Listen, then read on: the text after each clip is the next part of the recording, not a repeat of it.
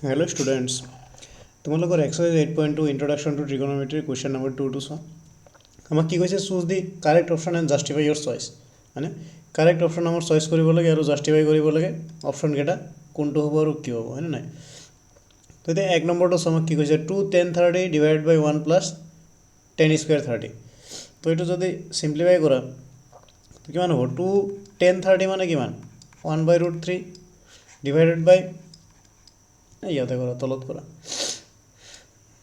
কৰা লিখা এক number solution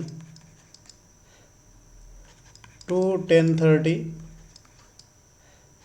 divided by 1 plus 10 square 30 হয়নে এতিয়া 10 30 ভ্যালু কিমান 10 30 ভ্যালু হল 1 by root 3 ঠিক আছে আৰু তলত কি আছে আমাৰ 1 plus 10 square 30 মানে 1 plus 1 by root 3 whole square ঠিক আছে এটা যদি আমি সিম্পলিফাই কৰো উপৰত কিমান হ'ব 2 by root 3 আৰু তলত কিমান হ'ব 1 plus 1 by 3 ঠিক আছে তাৰ মানে এটো 2 by root 3 আৰু এটো যদি তলতে লিখা এটো তলত লিখিলে এনেকে নহয় এনেকে লেখা 2 by root 3 এটো তলত যদি LCM 3 লয় তেতিয়াহলে কি হ'ব 3 plus 1 মানে 4 by 3 আৰু এটো যদি সিম্পলিফাই কৰিলে কি হ'ব 2 by root 3 আৰু আমাৰ ইয়াতে 3 টো ওপৰত গুছি যাব আৰু 4 টো তলত নামি যাব তো এটো যদি ক্যান্সেলেশন কৰা root 3 দি 3 ক্যান্সেল কৰিলে কিমান থাকিব আমাৰ ইয়াত root 3 থাকিব আৰু 2 দি এটো ক্যান্সেল কৰিলে 4 ক 2 থাকিব তাৰ মানে আমি কিমান পালো আমি পালো root 3 by 2 মানে root 3 by 2 এতিয়া আমাক অপচনৰ লগত জাস্টিফাই কৰিব কৈছে কোনটো অপচন কারেক্ট হ'ব মানে এতিয়া sin 60 মানে কি sin 60 মানে root 3 by 2 cos 60 মানে কিমান হাফ tan 60 মানে কিমান tan 60 মানে হল root 3 হয় না নাই আৰু sin 30 মানে কিমান হাফ তাৰ মানে আমাৰ এটো চোৱা আমাৰ এক নম্বৰটো sin 60 মানে কিমান sin 60 মানে root 3 by 2 মানে cos 60 মানে কিমান হাফ tan 60 মানে কিমান root 3 আৰু sin 30 মানে কিমান 1 by 2 এতিয়া আমাৰ কোনটোৰ লগত অপচন মিলিছে আমাৰ অপচন মিলিছে sin 60 ৰ লগত আমাৰ এটো কিমান আহিছে এটো আহিছে root 3 by 2 হয়নে root 3 by 2 আহিছে তাৰ মানে আমাৰ অপচন কোনটো কাৰেক্ট হ'ব অপচন কাৰেক্ট হ'ব এ নাম্বাৰ ঠিক আছে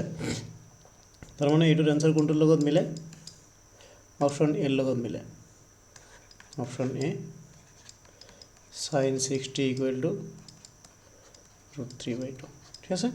তো এনেকে আমাৰ চেক কৰিব লাগিব কোশ্চেন নম্বৰ 2 কি কৈছে so 1 minus 10 square 45 divided by 1 plus 10 square 45 মানে এটো দুই নম্বৰটো কৰা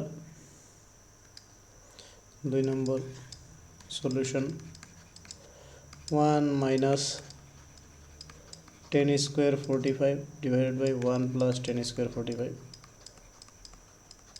ঠিক আছে দে ভ্যালু বহাই দিয়া 10 square 45 মানে কি 10 45 মানে কিমান 1 মানে 1 square divided by 1 plus 1 square হয় না তো 1 minus 1 মানে কিমান হ'ব 0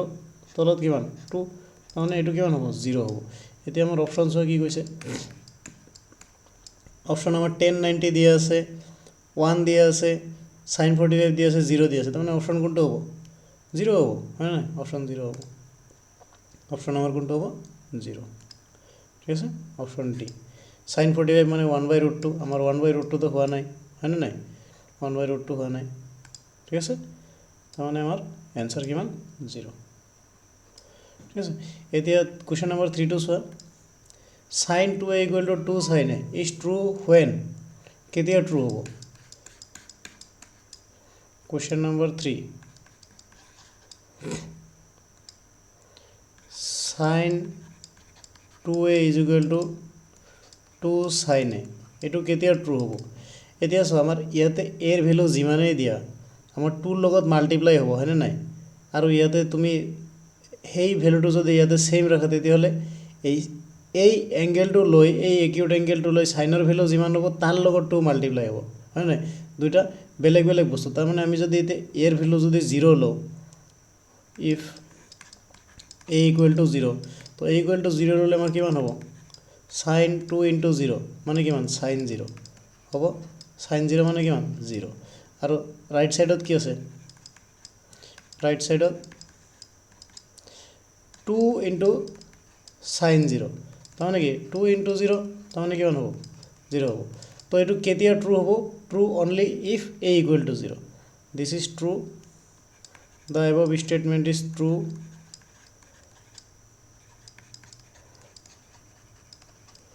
statement is true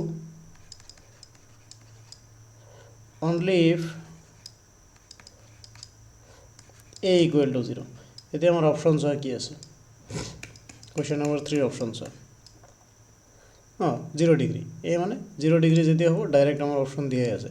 মানে এ যদি 0 হয় তাহলে কি হবে এটু কারেক্ট হবে এটু কি কৈছে question number 4 2 10 30 divide by 1 minus 10 square 30 মানে এটু কার ভ্যালুর লগত মিলে এটু করিস 2 10 30 divide by 1 minus 10 square 30 question number 4 2 10 30 divided by 1 minus 10 square 30 তো এটু সিম্পলিফাই করিস 10 30 মানে কিমান 1/√3 ঠিক আছে তো এটা সলিউশন দিয়া তো এটা সিম্পলিফাই করলে কি হবে 2 10 30 মানে 2 ইনটু 1/√3 মাইনাস 1/√3 হোল স্কয়ার ঠিক আছে এতে ডিভাইড আছে তো এটা যদি সিম্পলিফাই করা তাহলে কি হবে 2 10 30 মানে 2 বাই এটু কিমান হবে 2/√3 হয় না নহয় তো এটু কিমান হবে লেখা 2/√3 আৰু তলত কিমান হ'ব 1 মাইনাস 1/3 স্কয়ার উঠি যাব 1 মাইনাস 1/3 হ'ব এটু 2/√3 আৰু এটু তলত কি থাকিলে 3 এলসিএম হল তাৰ মানে 3 মাইনাস 1 2/√3 ইনটু এটু 3 টু ওপৰত গুচি যাব আৰু এটু 2 টু তলত আহি যাব তাৰ মানে এটু কিমান হল 2 টু ক্যান্সেল গলে আৰু এটু ক্যান্সেল যাব ক্যান্সেল গলে ইয়াত কিমান থাকিব √3 তাৰ মানে আমি কিমান পালো √3 পালো এটু সলভ করে আমি √3 পালো এতিয়া আমি অপশনত চাম কার ভ্যালু √3 হ্যাঁ তো অপশনত চাম এতিয়া আমার cos 60 এর ভ্যালু কিমান cos 60 এর ভ্যালু হল হাফ হয় না নয় sin 60 এর ভ্যালু কিমান √3/2 tan 60 এর ভ্যালু কিমান √3 আর sin 30 মানে হাফ তার মানে কোনটা অপশন আমার মিলেছে tan 60 মানে আমার ইয়াতে आंसर আইছে কিমান √3 আমার आंसर আইছে √3 আমার आंसर কিমান আইছে √3 হ্যাঁ এটার লগত কার লগত মিলিব আমার tan 60 এর লগত মিলিব